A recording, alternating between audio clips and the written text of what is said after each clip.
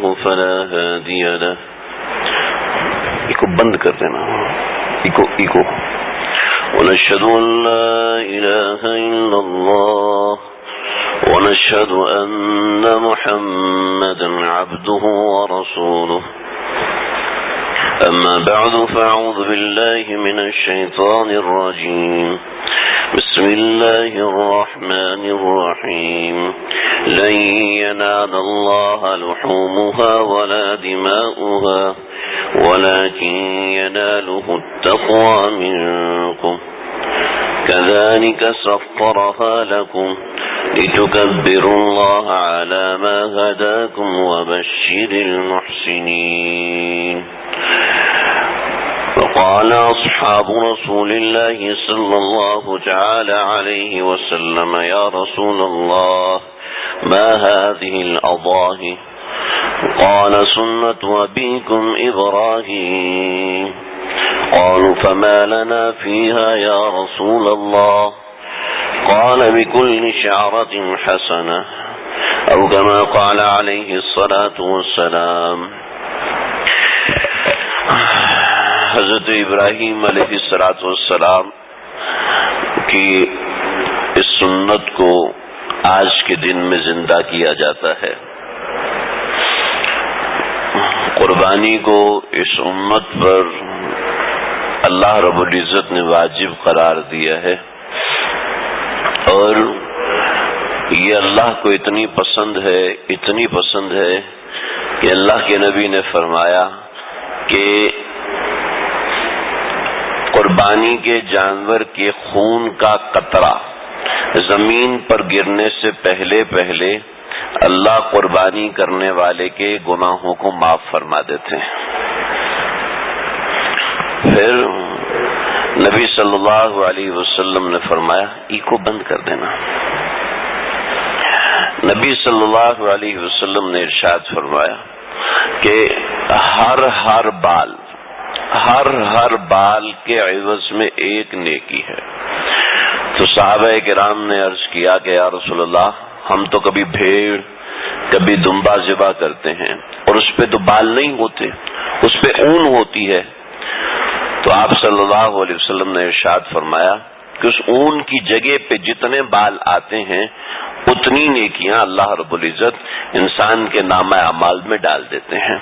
اور گناہ اللہ تعالی خون کا قطرہ گرنے سے پہلے معاف فرما دیتے ہیں. چھوڑ دیں.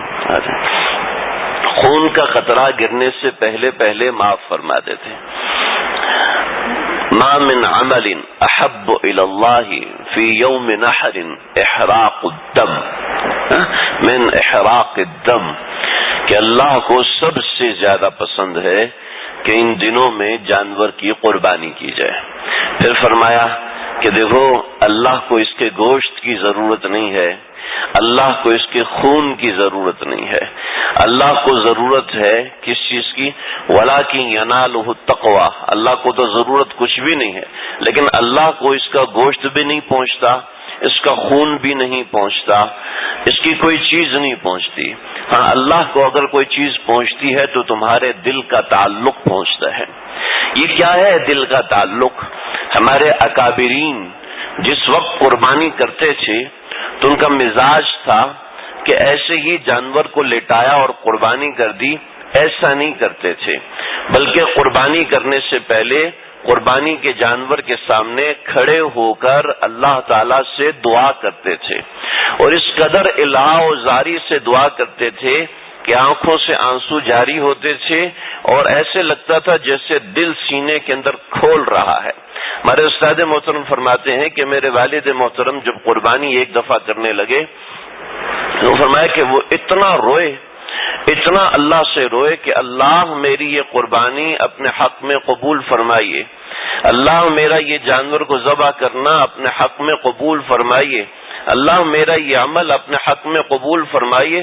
اور یہ دعا مانگتے ہوئے اتنا الہ و زاری کی، اتنا گڑ گڑائے کہنے لگے کہ ہم جو لوگ بیٹھے ہوئے تھے، یہ انڈیا کا واقعہ ہے، وہاں پر عام طور پہ گائے کے حوالے سے مسائل ہوتے ہیں تو جانور عام طور پہ لوگ بکرا دمبا وغیرہ ذبح کرتے ہیں. کہنے لگے کہ ہم نے وہ ترتیب رکھی تھی، ایک بکرا رکھا ہوا تھا ذبح کرنے کے لیے، تو ہم نے دیکھا کہ وہ بکرا جو کہ بندھا ہوا تھا اور قصاب اس کے لیے آیا ہوا تھا، اور وہ دیکھ رہا ہے اور حیران ہو رہا ہے کہ وہ بکرا خود بخود قبلہ رو ہو کے لیٹ گیا، خود بخود لیٹ گیا۔ خیر، ہمیں یہ کرامتیں سنانا مقصد نہیں ہے، مقصد یہ ہے کہ قربانی کی روح یہ ہے، اللہ نے جو قرآن میں ذکر کی اس کی اصلی روح وہ کیا ہے؟ وقت مختصر ہے، میں مختصر الفاظ میں عرض کروں گا۔ اللہ نے حضرت ابراہیم علیہ السلام کو خواب میں دکھایا کہ وہ اپنے بیٹے حضرت اسماعیل علیہ السلام کو ذبح کر رہے ہیں۔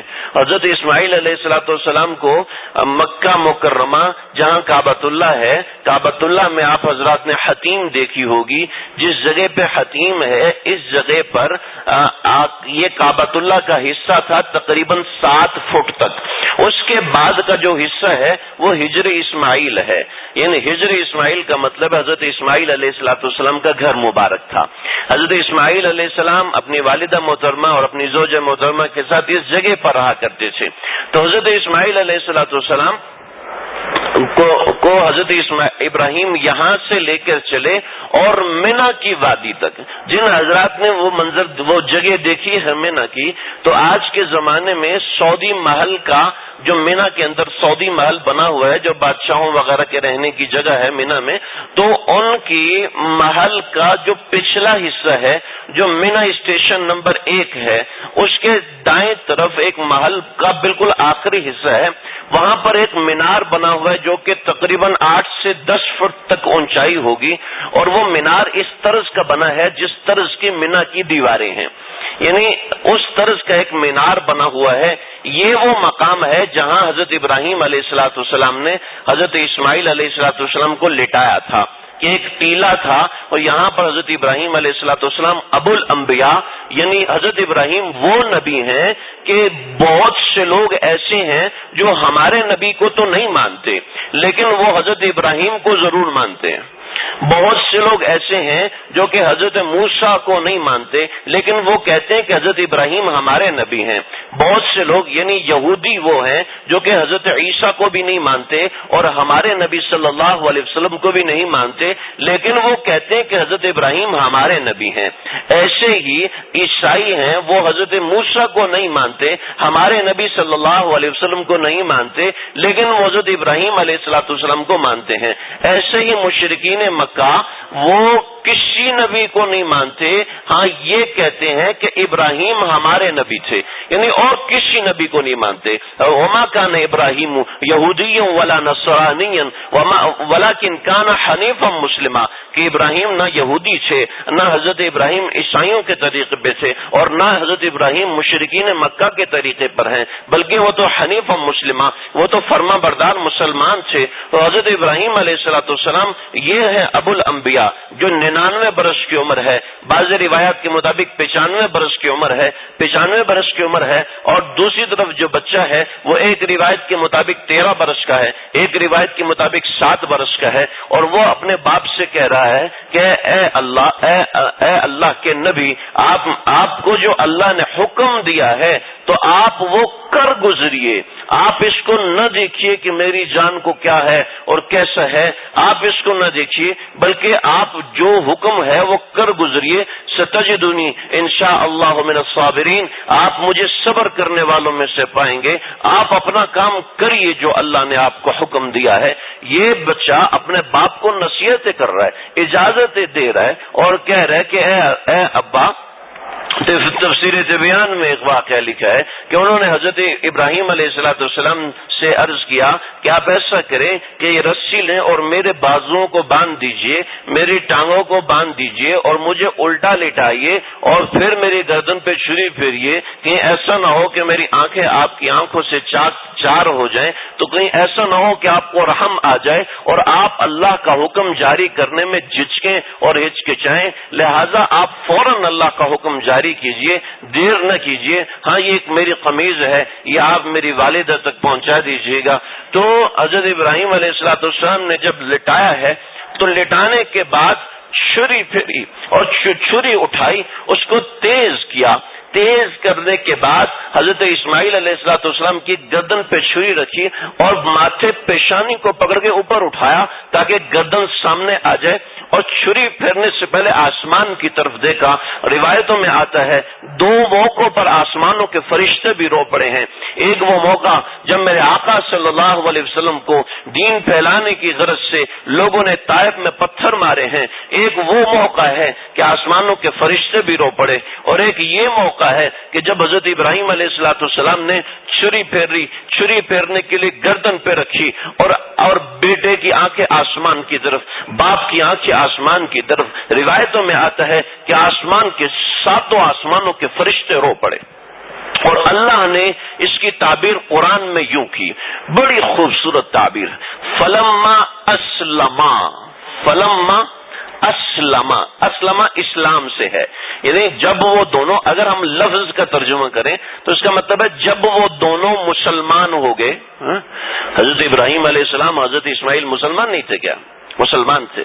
یہاں ترجمہ یہ نہیں ہے جو میں آپ کو بتا رہا ہوں، یہاں ترجمہ یہ ہے فلما اسلم، جب دونوں فرما بردار ہو گئے۔ یہ اللہ نے قرآن صرف اس لیے نہیں اتارا کہ وہ قصہ سنائے، بلکہ یہ بتا رہے ہیں کہ تم نے بھی یہ کرنا ہے کہ جب قربانی کرو، قربانی کر کے آسمان کی طرف دیکھو نہ دیکھو وہ تو الگ مسئلہ ہے، آسمان کی طرف نہ دیکھو بلکہ دل کے اندر یہ ذہن میں رکھو کہ اللہ جو آسمان کا حکم آئے گا میں مانوں گا۔ فلما اسلم، اے اللہ میں تیرا فرما بردار ہوں،